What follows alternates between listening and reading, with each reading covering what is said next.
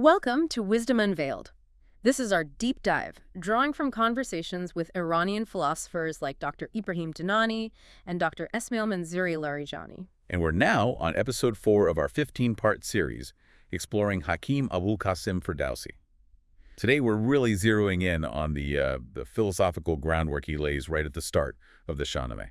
Yeah, our mission for this one is to look past, the epic battles and heroes everyone knows, and really dig into the philosophical foundation Ferdowsi builds in those very first verses. What's going on before the main story even kicks off? It's surprisingly dense. Before we jump in, just a quick note for you listening. This deep dive is based on translations and reproductions of those original conversations with Dr. Dinani and Dr. Larijani. Right, so some nuances or specific details might not translate perfectly into English. We apologize if anything feels off, and we definitely welcome your feedback. Absolutely, and it's fascinating, isn't it? The Shahnameh, famous globally for its epic scale, it doesn't start with a battle cry or a king. It starts with some seriously deep philosophical thinking. Just packed right in there. It really is, and that tells you something immediately, doesn't it? Ferdowsi isn't just a storyteller. He's called Hakim. Which means? A sage, basically. A wise philosopher. And the sources really emphasize this title. Why is that so important right up front? Because, well, it signals the nature of the work itself. The philosophers we're drawing on, they actually use a specific term for the Shahnameh muhakat. Muhakat. Yeah, it doesn't just mean like copying history or simply imitating. It's described as a truthful, poetic, and epic representation of reality. It's about using the power of poetry and the epic form to get at deeper truths, philosophical truths. So the epic poem itself, Hamasa, is doing more than just telling a big story. How do they define Hamasa philosophically? Well, for these thinkers, Hamasa isn't just about, scale or fighting. It's fundamentally tied to human aspiration. They argue that our ability to even use language properly, let alone create something like the Shahnameh, it comes from our capacity to aim higher than just, basic survival. We strive. And striving takes courage, right? That garot term they use. Exactly. So Hamasa becomes the expression of our highest aspirations through the most courageous actions possible.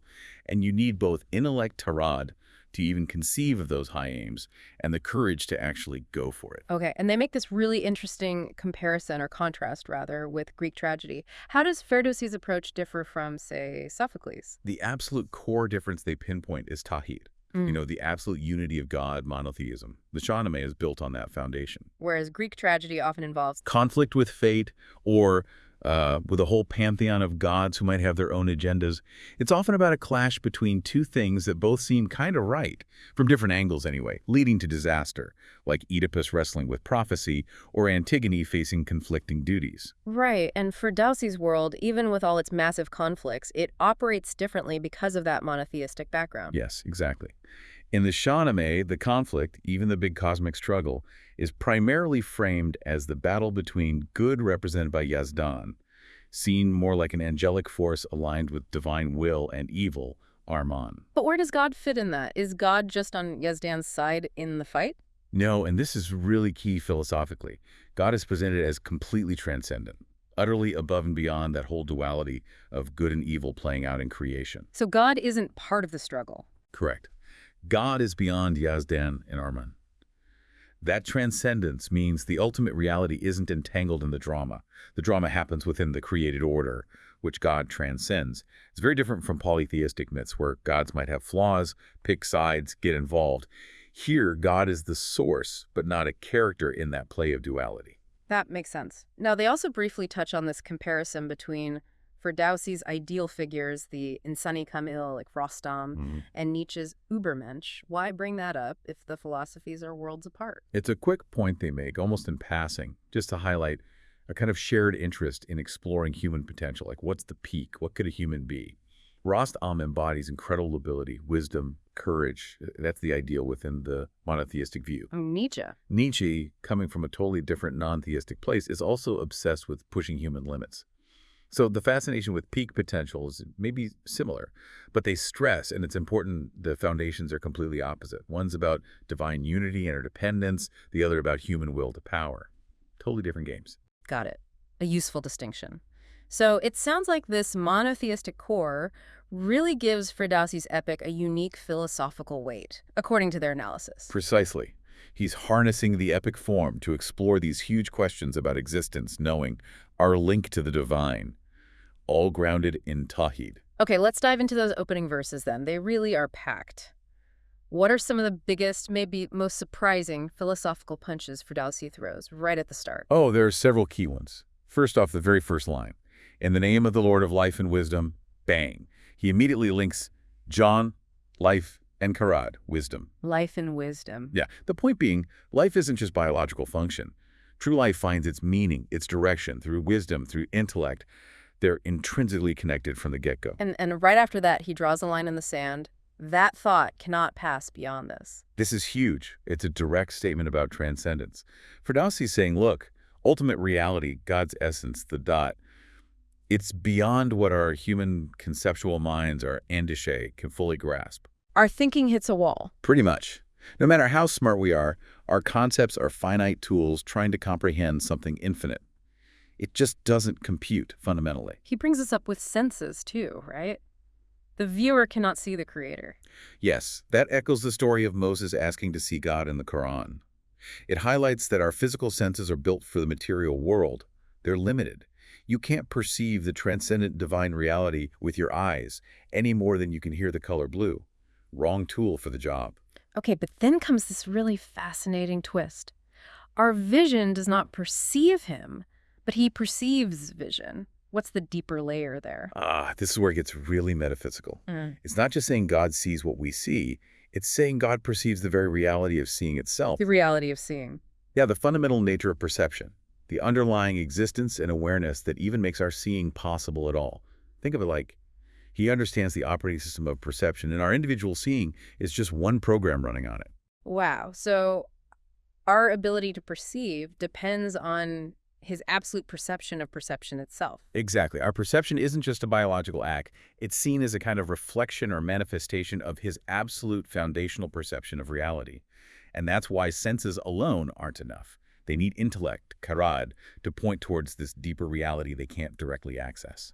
This brings us back to God's transcendence. Ferdowsi calls him Lord of Name, Saibnam, and Lord of Place, Saibya. What do those mean here? Saibnam refers to God possessing all the attributes, the divine names like merciful, knowing, powerful. They describe aspects of reality and his relation to it.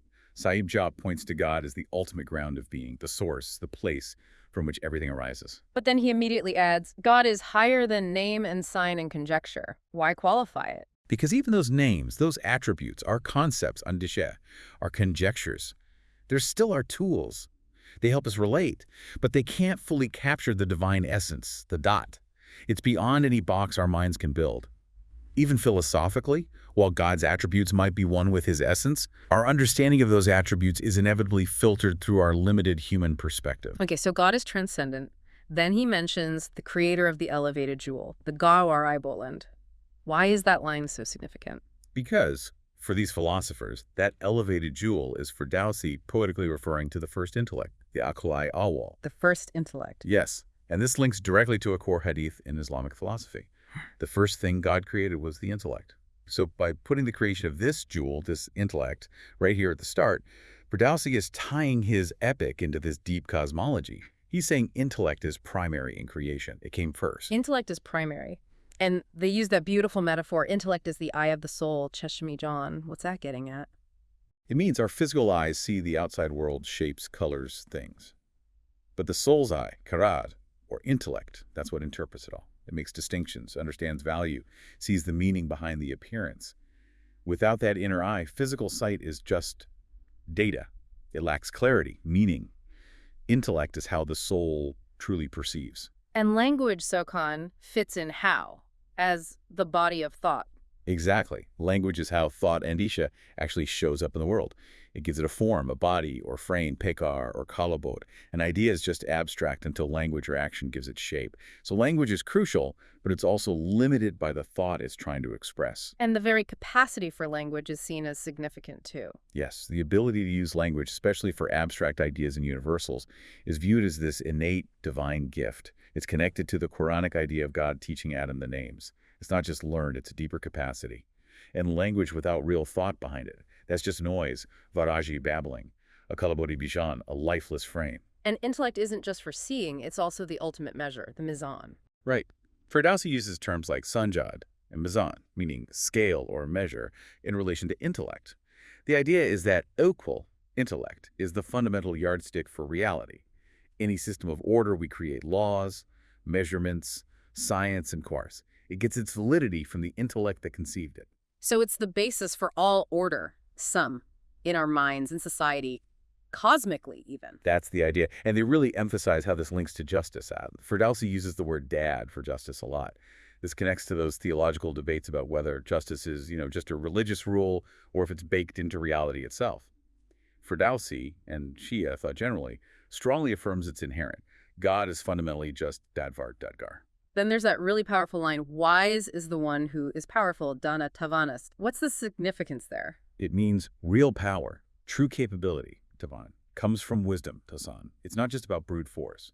Power without wisdom is also destructive or clumsy or just plain ineffective. True efficacy comes from knowing what to do and why. So it's practical wisdom, too, like his point about greed and need, niyaz being twins. Exactly. The greedy person always feels needy no matter what they have. The content person, guided by wisdom, is truly without need. It shows Ferdowsi isn't just being abstract. He's offering guidance for living well. Wisdom leads to effective, meaningful action and inner peace. And from knowledge, the old heart becomes young. What's that about?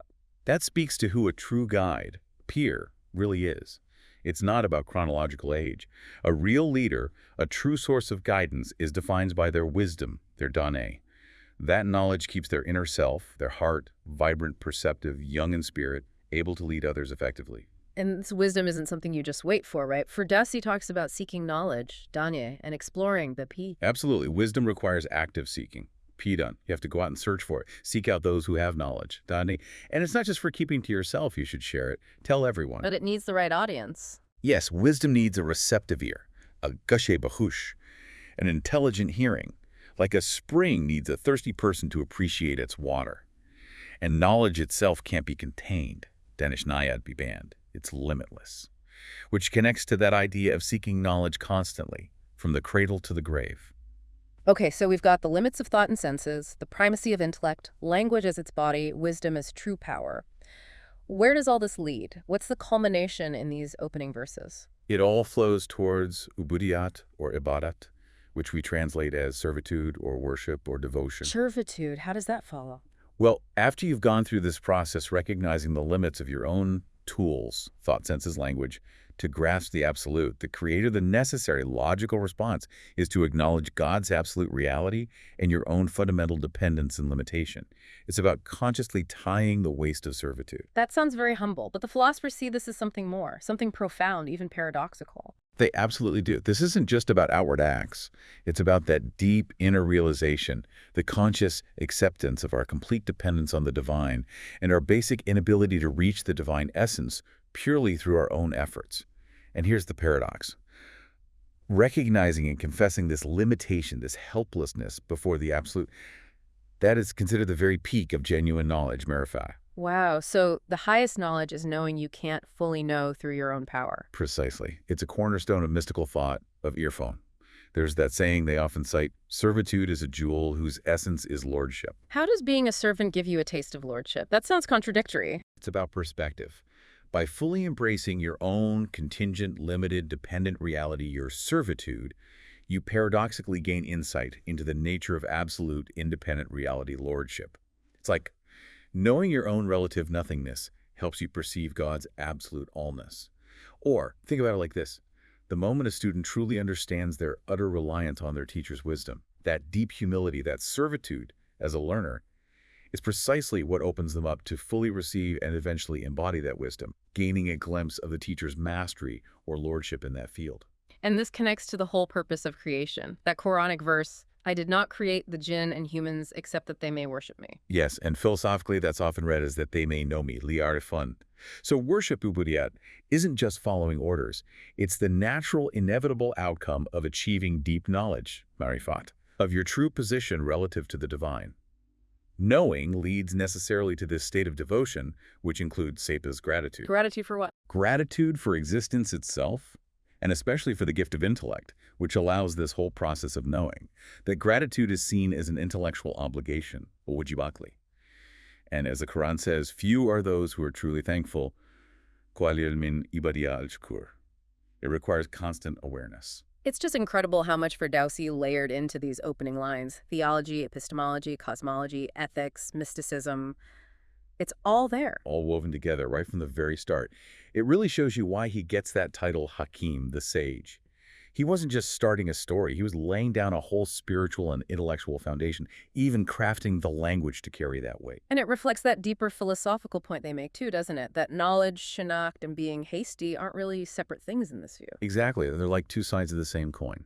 Just as God's essence is his knowledge for us too, awareness is existence. Existence is awareness at the deepest level.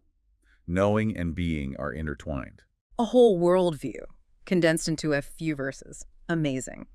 So as we wrap up this particular deep dive into the philosophical start of the Shahnameh, here's a thought maybe for you, the listener, to take away, building on this idea that recognizing limits can actually be the highest form of knowing. Think about some area in your own life right now. Maybe it's a really complex problem you're trying to solve, or a difficult relationship, or just a big life question you're grappling with. Somewhere you feel you're hitting a wall, feeling limited or uncertain. Where you can't quite figure it all out or force the outcome you want. Right. So what might happen if instead of just pushing harder with intellect or willpower, you consciously try to embrace that feeling of limitation, that sense of, well, humble servitude before the complexity of it all.